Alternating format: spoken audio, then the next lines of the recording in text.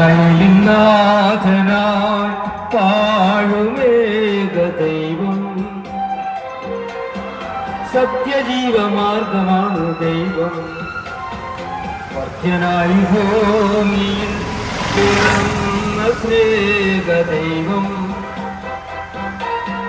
നിത്യജീവനെ വിടുന്ന ദൈവം. അവാപിതാവേ ദൈവമേ, അവിടുത്തെ രാജ്യം വരേണമേ, അങ്ങയെ തിരുഗീതം ഭൂമിയിൽ എന്നും നിറവേറിടേണമേ. അവാപിതാവേ ദൈവമേ, അവിടുത്തെ രാജ്യം വരേണമേ, അങ്ങയെ തിരുഗീതം ഭൂമിയിൽ എന്നും നിറവേറിടേണമേ. ഇസ്രായേലിൻ നാഥനായി വാഴുമേക ദൈവം, സത്യജീവമാർഗമാണ് ദൈവം.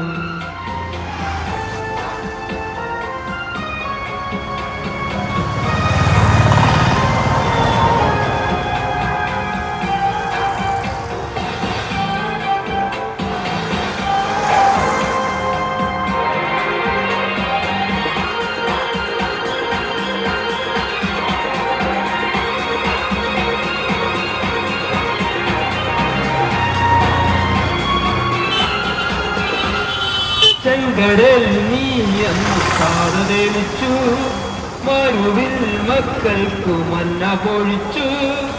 എരുവയിലിൽ മേഘത്തണലായി, ഇരുളിൽ സ്നേഹനാളമായി, സീനായ് മാമല മുകളിൽ നീ നീതി പ്രമാണങ്ങൾ പകർന്നേകി. ചെങ്കടലിൽ നീ അന്ന് പാത തെളിച്ചു, മരുവിൽ മക്കൾക്കു മന്ന പൊഴിച്ചു. എരുവയിലിൽ മേഘത്തണലായി, ഇരുളിൽ സ്നേഹനാളമായി, സീനായ് മാമല മുകളിൽ നീ നീതി പ്രമാണങ്ങൾ പകർന്നേകി.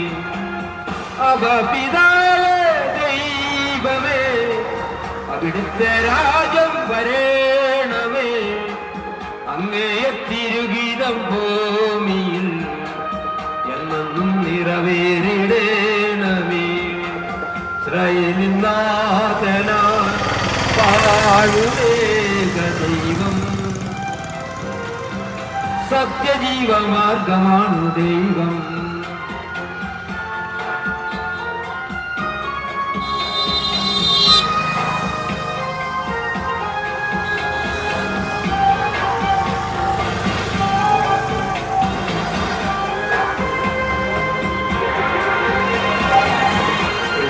Hallelujah.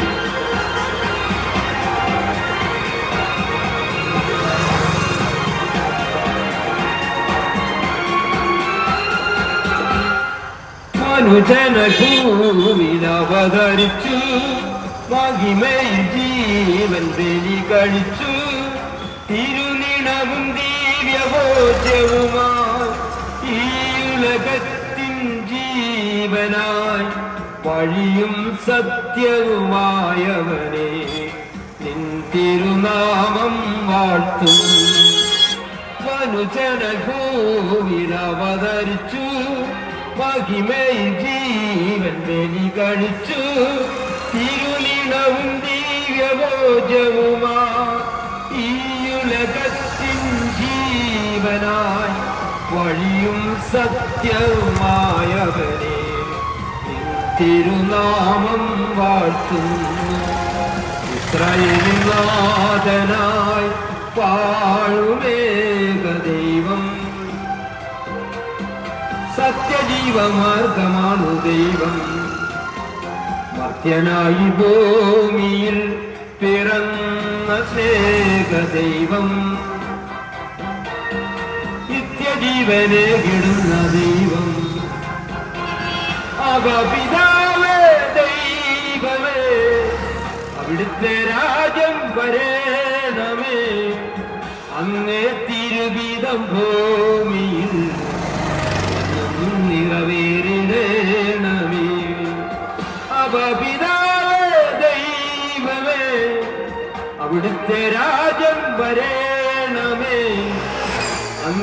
തിരുഗീതം ഭൂമിയിൽ നിറവേറിടേണമേ.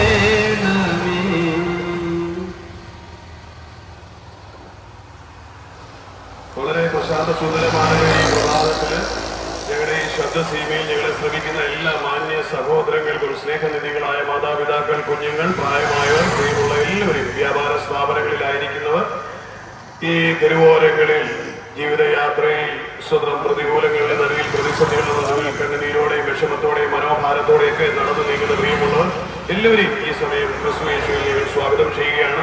കണ്ണുനീരിൽ കഴിയുന്ന, പ്രതിസന്ധികളിൽ കഴിയുന്ന ജീവിതങ്ങൾക്ക് പ്രത്യാശ പകരുന്ന ഒരു മനോഹരമായ സന്ദേശം കൈമാറുവാൻ ഇന്ന് വരുന്ന അല്പനിമിഷം നിങ്ങളുടെ ശ്രദ്ധയെ സ്വാതന്ത്ര്യം ക്ഷണിച്ചുകൊണ്ട് ഞാൻ അഭിഷേകത്തിലേക്ക് വഹിക്കുകയുമാണ്.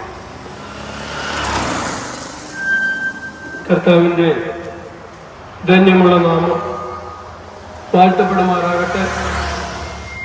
ഞങ്ങളുടെ മൈക്കിൻ്റെ ശബ്ദത്തിൽ ഞങ്ങളെ ശ്രദ്ധിക്കുന്ന എല്ലാ പ്രിയമുള്ളവർക്കും യേശു ക്രിസ്തുവിൻ്റെ നാമത്തിലുള്ള വന്ദനം അറിയിക്കാം.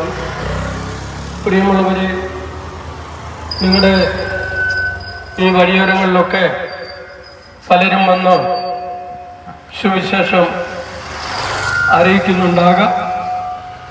ഇന്ന് പകൽക്കാലം ഒരല്പസമയം ഞങ്ങൾ അറിയിക്കുന്ന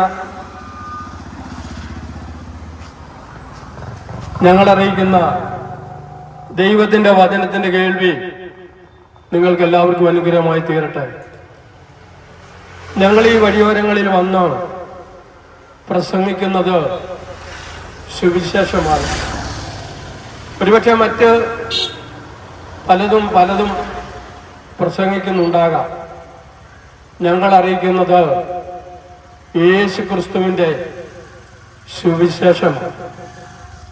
പ്രിയമുള്ളവരെ, ഞാൻ ഈ വഴിയോരത്ത് നിന്ന് ഈ ദൈവവചനം പറയുമ്പോൾ, അല്ലെ സുവിശേഷം പറയുമ്പോൾ, എനിക്ക് ഈ ലോകത്തിൽ ജീവിക്കുമ്പോൾ എൻ്റെ കുടുംബത്തോട് കടപ്പാടുണ്ട്, എന്നാൽ ലോകത്തോട് കടപ്പാടുണ്ട്, മറ്റ് പലതിനോടും ഒരുപക്ഷെ എനിക്ക് കടപ്പാടുണ്ട്. എന്നാൽ എനിക്ക് ബാധ്യതയുള്ളത് യേശുവിനോട് മാത്രമാണ്. എനിക്ക് ബാധ്യതയുള്ളത്. ഞാൻ അങ്ങനെ പറഞ്ഞതിൻ്റെ അർത്ഥം നിങ്ങളൊരു പക്ഷേ ചോദിക്കാം, അതെന്തുകൊണ്ടാണ് യേശുവിനോട് മാത്രം ഒരു ബാധ്യത? പ്രിയമുള്ളവരെ, ഞാൻ വളരെ വ്യക്തമായി ഓർപ്പിക്കാം, യേശുവിനോട് എനിക്ക് വളരെ ബാധ്യതയുണ്ട്. കാരണം ലോകത്തിൽ യേശുവിന് മുമ്പേ പലരും ഈ ലോകത്തിൽ അവതരിച്ചിട്ടുണ്ട്. പഴയ നിയമ ഭക്തന്മാരായി ഒക്കെ അനേകരും ലോകത്തിൽ അവതരിച്ചിട്ടുണ്ട്. എന്നാൽ എനിക്ക് ബാധ്യതയുള്ളത് യേശു ക്രിസ്തുവിനോടാണ്. ഞാനത് പറഞ്ഞതിൻ്റെ ഉദ്ദേശം അഹരോനോ മോശയോ അല്ലെങ്കിൽ ഏലിയാവോ ഒക്കെ പഴയ നിയമ ഭക്തന്മാരും അവര് സ്വതന്ത്രം അന്നത്തെ വിശുദ്ധന്മാരുമാ. പക്ഷേ എനിക്ക് അവരോടല്ല ബാധ്യത. എനിക്ക് ബാധ്യതയുള്ളത് നസറേനായ യേശുവിനോട് അത്ര. പ്രിയമുള്ളവരെ, ഞാനത് വളരെ വ്യക്തമായി ഓർപ്പിക്കാൻ ഒരു കാര്യമുണ്ട്. സ്തോത്രം. ഞാനൊരു തികഞ്ഞ മദ്യപാനിയും വളരെ പാപിയുമായി ജീവിച്ച ഒരു മനുഷ്യനാണ്. അതുകൊണ്ട് എൻ്റെ ജീവിതത്തിൽ എനിക്ക് ബാധ്യതയുള്ളത് യേശുവിനോട് മാത്രമാണ് എന്ന് ഞാൻ പറയുവാൻ കാരണം, ദൈവവചനം പറയുന്നു, സ്തോത്രം, യേശുവിൻ്റെ ജനനത്തിന് 700 വർഷങ്ങൾക്ക് പുറകിൽ ദീർഘദർശിയായ യെശയ്യാവ് പറഞ്ഞു, അവൻ നമ്മുടെ അകൃത്യങ്ങൾ നിമിത്തം സ്തോത്രം തകർന്നും അവൻ നമ്മുടെ അകൃത്യങ്ങൾ നിമിത്തം മുറിവേറ്റ് മരിക്കുന്നു. പ്രിയമുള്ളവരെ, ഈ ലോകത്തിലെ സകല മനുഷ്യരുടെയും അകൃത്യങ്ങൾക്ക് വേണ്ടി സ്തോത്രം മുറിവേറ്റ ഒറ്റ വ്യക്തി ഉണ്ടെങ്കിൽ അത് ഞാൻ പ്രസംഗിക്കുന്ന നസറേനായ യേശു മാത്രമാ. സ്തോത്രം. വേറെ ആർക്കും ആരുടെയും അകൃത്യങ്ങൾ ചുമക്കേണ്ടി വന്നില്ല. കാരണം മറ്റാർക്കും സ്തോത്രം മനുഷ്യരുടെ അകൃത്യങ്ങളോ പാപങ്ങളോ ചുമക്കുവാൻ കഴിയുന്നതല്ല. കാരണം പാപം കൂടാതെ ലോകത്തിൽ അവതരിക്കപ്പെട്ട ഒരേ ഒരു വ്യക്തിയാണ് ഞാൻ പ്രസംഗിക്കുന്ന നസറേനായ യേശു. ആ യേശു ക്രിസ്തുവിന് മാത്രമേ മറ്റുള്ളവരുടെ പാപം ക്ഷമിക്കാനും അവരുടെ അകൃത്യങ്ങളിൽ നിന്നും അവരെ മോചിപ്പിക്കാനും കഴിയും. ഞാൻ പറയാൻ പ്രിയമുള്ളവരെ, സ്തോത്രം, എന്നെ നിങ്ങൾ കേൾക്കുമ്പോൾ ഓർക്കുക, ഞാൻ സ്തോത്രം മഹാഭാവിയായിരുന്നു. മഹാഭാവി, സാധാരണ ഭാവിയല്ല. എന്നെയൊക്കെ വാസ്തവം പറഞ്ഞ തല്ലിക്കൊല്ലേണ്ടിയവനാ. പക്ഷേ യേശു ക്രിസ്തുവിന്റെ പേര്, സ്തോത്രം, യേശു എന്നുള്ള പേരിന്റെ കാരണം ദൈവവചനം പറയുന്നു, അവരവരെ അവരുടെ പാപങ്ങളിൽ നിന്നും രക്ഷിക്കാനിരിക്കൊണ്ട് നീ അവന് യേശു എന്ന് പേർ വിളിക്കണം. പ്രിയമുള്ളവരെ, യേശു ക്രിസ്തു സ്നേഹത്തിന്റെ കർത്താവ്.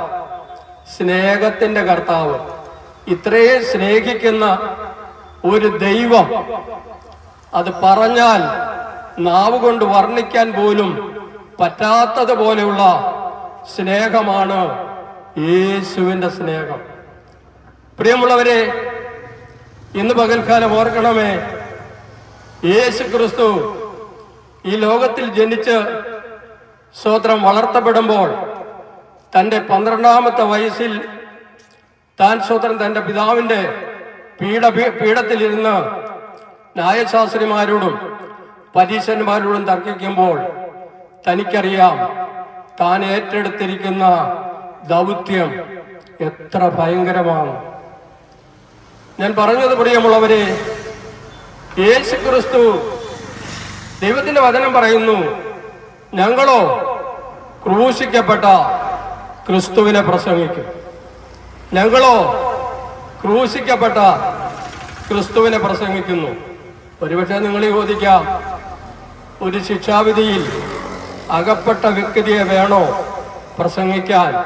അല്ലാതെ എത്രയോ വ്യക്തികൾ, ആത്മീയ നേതാക്കന്മാർ ഈ ലോകത്തിൽ ഉണ്ടായിരുന്നു. അവരെ പ്രസംഗിച്ചുകൂടെ? ഒരിക്കലും അത് കഴിയത്തില്ല പ്രിയമുള്ളവരെ. ഞാൻ പറഞ്ഞല്ലോ, ഇവിടെ എന്നെ ഓർപ്പിച്ച ദൈവാസൻ പറഞ്ഞു, എൻ്റെ പേര് സോമനെന്ന്. ഞാൻ പറഞ്ഞത് വളരെ വ്യക്തമായി ഓർക്കണമേ. യേശു ക്രിസ്തുവിന്റെ 30-ാമത്തെ വയസ്സിൽ താൻ പ്രവൃത്തി ആരംഭിച്ചു. അടയാളങ്ങളുടെ ആരംഭമായ കാനാവിലെ കല്യാണത്തിന് വെള്ളം വീഞ്ഞാക്കുമ്പോൾ തനിക്കറിയാം തന്നെ എതിരേൽക്കുവാൻ ഒരു സ്തോത്രം കടമ്പ അഥവാ തനിക്ക് എതിരേൽക്കേണ്ടി വരുന്ന ഒരു അന്ത്യമുണ്ട്. എന്ന് പറഞ്ഞാൽ സാധാരണ ഒരു മനുഷ്യന്റെ മരണം പോലെ ആയിരുന്നില്ല യേശുവിന്റെ മരണം. യേശു ക്രിസ്തു സ്തോത്രം ഈ പ്രവൃത്തി ആരംഭിക്കുമ്പോൾ തനിക്കറിയാം തന്നെ സ്തോത്രം ശത്രുക്കളുടെ കയ്യിൽ ഏൽപ്പിച്ചു കൊടുക്കും. അവർ തന്നെ അടിക്കും, അവർ തന്നെ തുപ്പും, അവർ തന്റെ മുഖത്തെ രോമങ്ങളെല്ലാം പിഴുതു പറിക്കും, തന്റെ തലയിൽ അവർ മുൾക്കിരീടം അണിയിക്കും. സ്തോത്രം, അവർ തന്റെ വിലാപ്പുറമെല്ലാം കുന്തം കൊണ്ട് കുത്തി തുളയ്ക്കും.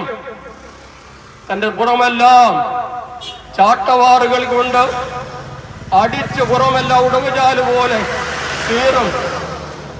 താൻ ഏറ്റെടുത്തിരിക്കുന്ന ദൗത്യം, അതിന്റെ ഭയാനകത വളരെ വ്യക്തമായി കണ്ടുകൊണ്ട യേശു ലോകത്തിലായിരുന്നത്. പ്രിയമുള്ളവരെ, ഞാനോ നിങ്ങളോ നമ്മുടെ അന്ത്യം അറിയുന്നില്ല. നമ്മുടെ അന്ത്യത്തിൽ എന്ത് സംഭവിക്കുമെന്ന് അറിയുന്നില്ല. എന്നാൽ യേശു ക്രിസ്തു ലോകത്തിൽ ജനിച്ച് തൻ്റെ സ്വോത്രം 12-ാമത്തെ വയസ്സിൽ താൻ സ്വോത്രം തൻ്റെ പിതാവിൻ്റെ സ്വോത്രം പീഠത്തിൽ ഇരിക്കുമ്പോൾ തനിക്കറിയാം താൻ അനുഭവിക്കേണ്ടി വരുന്ന വേദനകൾ, താൻ അനുഭവിക്കേണ്ടി വരുന്ന പരിഹാസം, താൻ അനുഭവിക്കേണ്ടി വരുന്ന നിന്ന, ഇതെല്ലാം കണ്ടുകൊണ്ടാണ് യേശു ജീവിച്ചത്.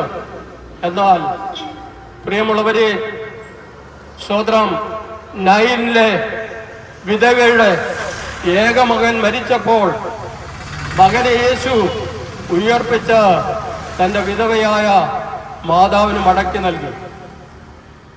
താൻ കുരുടന് കാഴ്ച കൊടുക്കുമ്പോഴും ചെകിടന് കേൾവി കൊടുക്കുമ്പോഴും തനിക്കറിയാം താൻ അനുഭവിക്കേണ്ട വേദനയുടെ വ്യാപ്തി. ഇതെല്ലാം അറിഞ്ഞിരുന്നിട്ടും ഒട്ടും സങ്കോചം കൂടാതെ യേശു ക്രിസ്തു വളരെ വ്യക്തമായി അത്ഭുതങ്ങൾ ചെയ്യുവാനിടയായി. ഞാൻ പറയട്ടെ പ്രിയമുള്ളവരെ, ഈ ലോകത്തിൽ നിങ്ങൾ ഒത്തിരി മഹാന്മാരെ കുറിച്ച് കേട്ടിട്ടുണ്ട്. പലരെയും നാം പറയുന്നത് ഇന്നയാള് മഹാന, ഇന്നയാള് മഹാന, അലക്സാണ്ടർ ചക്രവർത്തി മഹാന. എൻ്റെ പ്രിയമുള്ളവരെ, ഞാൻ പറയാം, ഇവരൊന്നും എനിക്ക് മഹാനല്ല. എനിക്ക് മഹാൻ ആരാണെന്നറിയാമോ? നസ്രനായ യേശു മാത്രം. ഞാനത് പറഞ്ഞതിന്റെ കാരണം അറിയാമോ? സ്വോത്രം അലക്സാണ്ടർ ചക്രവർത്തി മഹാനായിരുന്നുകൊണ്ട് എനിക്കൊരു പ്രയോജനവും ഇല്ല. മറ്റു പലരും മഹാന്മാരായിരുന്നത് കൊണ്ട് സോമന് ഒരു പ്രയോജനവുമില്ല. സോമന് പ്രയോജനമുണ്ടായത് യേശു എന്ന മഹാൻ നിമിത്തമാണ്. ആ ദൈവത്തിന്റെ വചനം പറയുന്നു, ഇവൻ എത്ര മഹാനെന്ന് നോക്കുവിൻ. ലോകത്തിൽ മറ്റുള്ളവർ ഒരു മഹാനായിരിക്കുമ്പോൾ എൻ്റെ യേശു എത്ര മഹാനാ. പ്രിയമുള്ളവരെ, യേശുവിന്റെ ജനനത്തിങ്കൽ യേശു മഹാന, യേശുവിന്റെ മരണത്തിങ്കൽ യേശു മഹാന. യേശു മാത്രമേ മരണത്തെ ജയിച്ച് ഉയർത്തെഴുന്നേറ്റ് സ്വർഗത്തിലേക്ക് പോയിട്ടുള്ളൂ. യേശു എത്ര മഹാന. ഞാൻ പറയട്ടെ പ്രിയമുള്ളവരെ, കടലിൻ മീതെ വെള്ളത്തിൽ കൂടെ നടന്നിട്ടുള്ള ഒരേ ഒരു മഹാൻ ഞാൻ പ്രസംഗിക്കുന്ന യേശു മാത്രം. വേറെ ഒരു മഹാന്മാരും വെള്ളത്തിന് മീതെ നടന്നിട്ടില്ല കേട്ടോ, കടൽ മീതെ നടന്നിട്ടില്ല കേട്ടോ. മരിച്ച 4 ദിവസമായി ലാസറിനെ ഉയർപ്പിച്ചത് യേശു മാത്രം. യേശു എത്ര മഹാൻ. എൻ്റെ പ്രിയമുള്ളവരെ, ഇന്ന് പകൽക്കാലം ഞാൻ എൻ്റെ വാക്കുകൾ ഉപസംഹരിക്കാൻ പോകും. ഞങ്ങളോ ക്രൂശിക്കപ്പെട്ട ക്രിസ്തുവിനെ പ്രസംഗിക്കുന്നു. ഞാൻ ഓർപ്പിച്ചല്ലോ, ക്രൂശ് മരണം അത് റോമ ഗവൺമെന്റിന്റെ ശിക്ഷാവിധിയായി. ഒരു കുറ്റവും കൂടാതെ ശിക്ഷയേറ്റ ഒരേ ഒരു വ്യക്തിയും എൻ്റെ യേശു ക്രിസ്തുവാണ്. ഒരു കുറ്റവും കൂടാതെ എനിക്ക് വളരെ വ്യക്തമായി വിളിച്ചു പറയാൻ കഴിയും. കാരണം ഭൂമിയിൽ ജനിച്ചിട്ട് ഒരു നുണ പോലും പറയാത്ത ഒരേ ഒരു വ്യക്തി ഉണ്ടെങ്കിൽ ഞാൻ പ്രസംഗിക്കുന്ന യേശു മാത്രമാണ്. യേശു മാത്രം. താൻ സത്യം മാത്രമേ പറഞ്ഞിട്ടുള്ളൂ. എൻ്റെ പ്രിയമുള്ളവരെ, ഇന്ന് പകൽക്കാലം ഓർക്കുക, യേശു ക്രിസ്തുവിനെ സ്തോത്രം പീലാത്തോസിന്റെ അരമനയിൽ കൊണ്ടുവന്ന് അവർക്ക് ഏൽപ്പിച്ചു കൊടുത്തു. ആസ്ഥാന മണ്ഡപത്തിൽ യേശുവിനെ അടിക്കുവാൻ പടയാളികൾക്ക് വിട്ടുകൊടുത്തു. പ്രിയമുള്ളവർ ഓർക്കണമേ, സ്തോത്രം, യഹൂദന്മാരുടെ കണക്കനുസരിച്ച് ഒരു വ്യക്തിക്കുള്ള അടി ശിക്ഷാവിധി 40 അടിയാണ്. എന്നാൽ ഒന്ന് കുറച്ച് 39 അടി വീതം എൻ്റെ യേശു ക്രിസ്തുവിനെ 5 കോടതികളിൽ മാറി 6 പ്രാവശ്യം വിസ്തരിക്കുമ്പോഴും 195 അടി എൻ്റെ യേശു ഏൽപ്പാനിടയാൽ. യേശുവിന് വേണ്ടി അല്ല കേട്ടോ, ദൈവത്തിന് വേണ്ടിയുമല്ല, എനിക്കും നിങ്ങൾക്കും വേണ്ടി. എന്റെയും നിങ്ങളുടെയും പാപത്തിൽ നിന്നും എന്റെയും നിങ്ങളെ വിടുവിക്കുവാൻ യേശു ക്രിസ്തു 295 അടിയേറ്റു. സാധാരണ അടിയല്ല കേട്ടോ, സാധാരണ അടിയല്ല. യേശു ക്രിസ്തുവിനെ അടിച്ചത് ചാട്ടവാറ് കൊണ്ടെങ്കിലും ചാട്ടവാറിന്റെ അറ്റത്ത് സ്വതന്ത്രം ചൂണ്ട പോലെയുള്ള കൊളുത്തുകളും അതുപോലെയുള്ള പല സാധനങ്ങൾ ആ ചാട്ടയിൽ ചേർത്ത് ഓരോ അടിയടിക്കുമ്പോഴും യേശുവിന്റെ മാംസം പിഴുതു പറിച്ചെടുക്കുകയായിരുന്നു. പ്രിയമുള്ളവരെ, ഒന്ന് ഓർത്തു നോക്കണമേ. തലയിൽ മുൾക്കിരീടം അണിയിച്ച് എന്റെയും നിങ്ങളുടെയും പാപത്തിന്റെ കുറ്റങ്ങൾ യേശു ക്രിസ്തു ഏറ്റെടുക്കുമ്പോൾ ദൈവവചനം പറയുന്നു, അവൻ നമ്മുടെ പാപങ്ങളെ തന്റെ ശരീരത്തിൽ ഏറ്റെടുത്തുകൊണ്ട് നാം പാപം സംബന്ധിച്ച് മരിച്ച് നീതിക്ക് ജീവിക്കേണ്ടതിന് യേശു നമ്മുടെ പാപങ്ങളെ ഏറ്റെടുത്തുകൊണ്ട് ക്രൂശിന്മേൽ മരിച്ചു. പ്രിയമുള്ളവരെ, അവിടെ യേശു ക്രിസ്തുവിനെ സ്തോത്രം യഹൂദന്മാരും സ്തോത്രം യേശു ക്രിസ്തുവിന്റെ എതിരാളികളും ഞങ്ങൾക്ക് അവനെ വിട്ടുതരിക, യേശുവിനെ വിട്ടുതരിക എന്ന് പറയുമ്പോൾ പിലാത്തോസ് പറഞ്ഞത് എന്താണെന്നറിയാമോ? നിങ്ങൾ ചോദിക്കുന്ന മനുഷ്യൻ ഇതാ. കാരണം എന്താണെന്നറിയാമോ? കണ്ടാൽ ആളല്ല എന്ന് തോന്നുമാറ് എന്റെ യേശുവിനെ അടിച്ചു വിരൂപനാക്കി. രൂപഗണമില്ല, സ്വതന്ത്രം സൗന്ദര്യമില്ല, കണ്ടാൽ ആഗ്രഹിക്കത്തക്ക വണ്ണമുള്ള സൗന്ദര്യമില്ല, സ്വതന്ത്രം രൂപഗുണമില്ല, കണ്ടാൽ സ്വതന്ത്രം മറ്റുള്ളവർ ഭ്രമിച്ച് നിന്നു പോകത്തക്ക നിലകളിൽ യേശുവിനെ അടിച്ച് അവർ വിരൂപനാക്കി. മുഖമെല്ലാം സ്വതന്ത്രം രോമങ്ങൾ പിഴുതു പറിച്ച് യേശുവിന്റെ സ്വതന്ത്രം വിരൂപനാക്കി കളഞ്ഞു. യേശുവിനെ ചെയ്യാവുന്ന ദ്രോഹം മുഴുവനും അവർ ചെയ്തു. എന്തിനു വേണ്ടിയാണെന്നറിയാമോ? എന്റെയും നിങ്ങളുടെയും പാപങ്ങൾ ക്ഷമിച്ച് എന്നെയും നിങ്ങളെയും ദൈവരാജ്യത്തിൽ യേശുവിനോട് കൂടെ ഇരുത്താൻ വേണ്ടി. സ്വർഗരാജ്യത്തിൽ എന്നെയും നിങ്ങളെയും യേശുവിനോട് കൂടെ ഇരുത്താൻ. പാപികളായ മനുഷ്യർക്ക് ഒരിക്കലും ദൈവരാജ്യത്തിൽ പ്രവേശിക്കുവാൻ കഴിയാതിരിക്കുമ്പോൾ എന്റെയും നിങ്ങളുടെയും പാപങ്ങൾ ഏറ്റെടുത്തതുകൊണ്ടാ യേശു ഇത്രയും കഠോരമായ ശിക്ഷാവിധിക്ക് ഏൽപ്പിക്കപ്പെടുവാനിടയായത്. ഇന്ന് പകൽക്കാലം പ്രിയമുള്ളവരെ, ഞങ്ങളോ ക്രൂശിക്കപ്പെട്ട ക്രിസ്തുവിനെ പ്രസംഗിക്കുന്നു. കാരണം യേശുവിന്റെ രക്തം സകല പാപവും പോക്കി നമ്മെ ശുദ്ധീകരിക്കുന്നു. യേശുവിന്റെ രക്തത്തിന് മാത്രമേ നമ്മുടെ സകല പാപവും പോക്കി നമ്മെ ശുദ്ധീകരിക്കാൻ കഴിയും. പ്രിയമുള്ളവരെ, ഇന്ന് പകൽക്കാലം ഞാൻ എൻ്റെ വാക്കുകൾ ഇവിടെ ഉപസംഹരിക്കുക. പ്രിയ സ്നേഹിതരെ, പാപികളായ മനുഷ്യർക്ക് വേണ്ടി ഈ താണഭൂമിയിൽ ഇറങ്ങി വന്നു. താൻ ദൈവമായിരുന്നു. യേശു പ്രാർത്ഥിക്കുമ്പോൾ ഇങ്ങനെ പ്രാർത്ഥിച്ചു, പിതാവേ, ലോകമുണ്ടാകും മുമ്പേ എനിക്ക് അങ്ങയുടെ സന്നിധിയിൽ ഉണ്ടായിരുന്ന മഹത്വത്തിൽ എന്നെ മഹത്വപ്പെടുത്തണമേ. അപ്പോൾ ലോകമുണ്ടാകുന്നതിന് മുമ്പ് യേശു ഉണ്ടായിരുന്നു.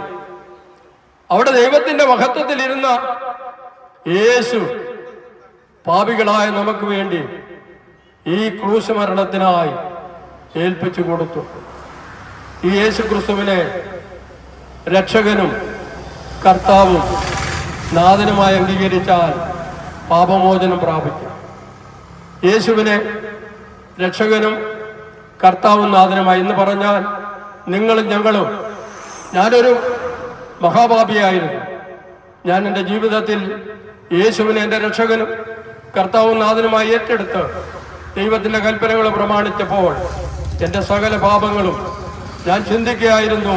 എൻ്റെ ആയിരം പാപങ്ങൾ ക്ഷമിച്ചു തന്ന എൻ്റെ യേശുവിനോടല്ലാതെ എനിക്ക് സ്വതന്ത്രം ബാധ്യത മറ്റൊരുത്തരോടുമില്ല. പ്രിയമുള്ളവരെ, യേശുവിനോടും യേശുവിന്റെ പിതാവിനോടുമാണ് എനിക്ക് ബാധ്യതയുള്ളത്. അതുകൊണ്ട് ഇന്ന് പകൽക്കാലം ഈ യേശു ക്രിസ്തു നിങ്ങളുടെയും പാപം മോചിക്കും. യേശുവിനെ നിങ്ങളുടെ ജീവിതത്തിൽ രക്ഷകനും കർത്താവും നാഥനുമായി സ്വീകരിച്ച് ഒരു പുതിയ സൃഷ്ടിയായി. ഞാൻ പറഞ്ഞതിന്റെ അർത്ഥം യേശു മടങ്ങി വരാറായി, യേശു മടങ്ങി വരാറായി, യേശു മടങ്ങി വരാറായി. ആയതുകൊണ്ട് യേശുവിനെ ജീവിതത്തിൽ ഏറ്റെടുത്തില്ല എങ്കിൽ, രക്ഷകനായി സ്വീകരിച്ചില്ലെങ്കിൽ നിങ്ങൾ പോകേണ്ടത് നിത്യനരകത്തിലേക്കായിരിക്കും. അതാർക്കും സംഭവിക്കാതിരിക്കാൻ ഇന്ന് പകൽക്കാലം യേശു ക്രിസ്തുവിന്റെ വചനം കേട്ട നിങ്ങൾ യേശുവിനെ ജീവിതത്തിൽ ഏറ്റെടുത്ത് പുതിയ സൃഷ്ടിയായി തീരാം. അതിനായി നിങ്ങളെ ഏവരെയും സ്വാഗതം ചെയ്തുകൊണ്ട് ഞാൻ എൻ്റെ വാക്കുകൾ ഇവിടെ ചുരുക്കട്ടെ. ഈ വചനങ്ങളാൽ ദൈവം ധാരാളമായി അനുഗ്രഹിക്കുമാറാകട്ടെ. ആമേൻ. കഥാനദാസൻ സുവിശേഷകൻ സോമൻഷാനിലൂടെ കേൾക്കപ്പെട്ട മാറ്റമില്ലാത്ത ദൈവത്തിന്റെ തിരുവചനം ഇന്ന് നിങ്ങളുടെ ഹൃദയങ്ങളിൽ നിങ്ങൾക്ക് ആശ്വാസം മാത്രമല്ല, ആത്മാവിന്റെ നിത്യതയ്ക്കും അത് ഉതകും. വിശ്വസിക്കുന്നവർ ഹൃദയങ്ങൾ തുറന്ന് തന്റെ ഭക്തൻ പറഞ്ഞതുപോലെ അവനെ രക്ഷകനായി ഏറ്റെടുത്ത് നിത്യജീവന്റെ അവകാശത്തിലേക്ക് വരുവാൻ ഞങ്ങൾ ആഗ്രഹിക്കുകയും അതിനായി നിങ്ങൾക്ക് പ്രാർത്ഥിക്കുകയും ചെയ്യുന്നു. അഥവാ തള്ളിക്കളഞ്ഞു പോകുന്നുവെങ്കിൽ നിത്യനാശമെന്ന തിരുവചനം ഓർപ്പിക്കുകയാണ്. ഇന്ന് പകൽ കർത്താവിന്റെ വചനം ഏറ്റെടുത്ത് നിത്യജീവന്റെ ഭാഗ്യപദവിയിലേക്ക് കടന്നു വരുവാൻ നിങ്ങളെ കർത്താവ് സഹായിക്കട്ടെ. കേട്ടിരുന്ന ജനത്തെ അനുഗ്രഹിക്കുവാൻ കർത്താവിന്റെ ദാസൻ രാജു അവരുടെ ശുശ്രൂഷയ്ക്കായി ക്ഷണിക്കുന്നു. പ്രാർത്ഥിച്ച് നിങ്ങളെ അനുഗ്രഹിക്കുവാൻ നമുക്ക് പ്രാർത്ഥിക്കാം. ഞങ്ങളെ അതിവാത്സല്യമായി സ്നേഹിക്കുന്ന നല്ല കർത്താവും ദൈവമായുള്ളവേ, ഈ നല്ല പ്രഭാത സമയത്തിനായി അങ്ങയെ വാഴ്ത്തുന്നു. ഈ ദേശത്തൊരു പ്രാവശ്യം കൂടെ കടന്നു വന്ന് മനോഹരമായ ഒരു ആത്മീയ ഗീതം ആലപിക്കുവാനും കർത്താവിൻ്റെ മാറ്റമില്ലാത്ത വചനം ലഘു സന്ദേശത്തിലൂടെ വിളിച്ചറിയിക്കുവാൻ നിന്റെ ദാസന്മാരെ അവിടുന്ന് ഒരുക്കിയതിനായി സ്തോത്രം ചെയ്യുന്നു. പല നാളുകളായി പലപ്പോഴും സുവിശേഷം കേട്ടിട്ടുള്ള ദേശമാണിതെന്നാൽ ഇന്ന് പകൽക്കാലം കേട്ട ദൈവത്തിൻ്റെ മാറ്റമില്ലാത്ത വചനം അവരുടെ ജീവിതത്തിൽ വലിയൊരു അനുഗ്രഹവും വിടുതലുമായി തീരുവാൻ കർത്താവ് സഹായിക്കുമാറാകണം എന്ന് പ്രാർത്ഥിക്കുന്നു. പ്രിയ ദേവദാസനെ കർത്താവ് വിടുവിച്ച വിടുതലിനെക്കുറിച്ചും ഇന്ന് അനുഭവിക്കുന്ന ആത്മീയ സന്തോഷത്തെക്കുറിച്ചും കേൾക്കുവാനിടയായല്ലോ. ആ കർത്താവ് നിങ്ങളെ അനുഗ്രഹിക്കുവാനിടയായി തീരുന്ന പകൽക്കാലം ആരെങ്കിലും രോഗത്താലോ വേദനയാലോ ഭാരപ്പെടുന്ന വ്യക്തി ജീവിതങ്ങളുണ്ടെങ്കിൽ ഇതുപോൽക്കാലം യേശു ഗുരുവിനെ രക്ഷകനും കർത്താവും അംഗീകരിച്ച് അനുഗ്രഹം പ്രാപിക്കുവാൻ, വിടുതൽ പ്രാപിക്കുവാൻ തിരുക്കരങ്ങളിൽ എല്ലാവരും ഏൽപ്പിക്കുകയാണ്. അവിടുന്ന് അനുഗ്രഹിക്കുമാറാകണമെന്ന് പ്രാർത്ഥിക്കുന്നു. ദൈവദാസനെ പിന്നെയും ശക്തീകരിക്കുകയും ബലപ്പെടുത്തുകയും ചെയ്യുമാറാകണമെന്ന് പ്രാർത്ഥിക്കുന്നു. ഈ ദേശത്തെ അവിടുന്ന് അനുഗ്രഹിക്കണം. ഈ ചുറ്റുമുള്ള എല്ലാ ഭവനങ്ങളെ അവിടുന്ന് അനുഗ്രഹിക്കണം. കർത്താവിയുടെ പ്രാർത്ഥന കേട്ടതിനായി സ്തോത്രം. യേശുവിൻ നാമത്തിൽ തന്നെ ആമേൻ. യേശു ക്രിസ്തു പാപികളെ രക്ഷിക്കുന്നു. യേശു ക്രിസ്തു രോഗികളെ സൗഖ്യമാക്കുന്നു. യേശു ക്രിസ്തു പരിശുദ്ധാത്മാവിനെ നൽകുന്നു. യേശു ക്രിസ്തു രാജാതിരാജാവായി വേഗം വരുന്നു. ആമേൻ. കർത്താവായ യേശുവേ വരണമേ. ഞങ്ങളെ ശ്രമിച്ച എല്ലാവർക്കും ഒരിക്കൽ കൂടി വന്നതും നന്ദി അറിയിക്കുന്നു. കർത്താവ് അനുഗ്രഹിക്കുമാറാകട്ടെ. പ്രകൃതി ഞങ്ങൾക്ക് ഇത്രത്തോളം അനുഗ്രഹിച്ചു തന്നതായ അനുകൂലമാക്കി തന്ന സർവകൃപാലുമായ കർത്താവിന് സകലമാനവും മഹത്വവും പുകഴ്ചയും നന്ദിയും അറിയിക്കുന്നു. കർത്താവ് എല്ലാവരും അനുഗ്രഹിക്കുമാറാകട്ടെ.